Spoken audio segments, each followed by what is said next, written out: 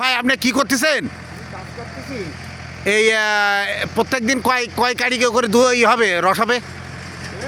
কোনোটাই 1 কেজি হয়, কোনোটা একটু কম হয়, ও কোনোটা বেশি হয়। কেমন দাম? এক কাড়ি রসের দাম কত? 300, 250। 200-250 না ভাই? আচ্ছা আচ্ছা, আপনি গুড় বানান? হ্যাঁ, গুড় বানাই। আচ্ছা, গুড় কত করে কেজি? গুড় 400, 350, 300।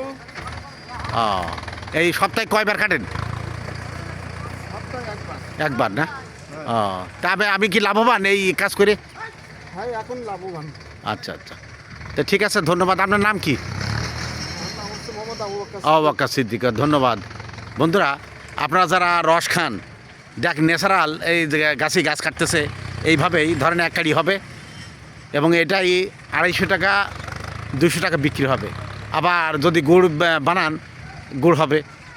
এইভাবেই দেখেন যশোর জেলার কেশবপুর উপজেলার কাবিরপুর গ্রামে আমার এই গাছি ভাই দেখেন রস কাটতেছে।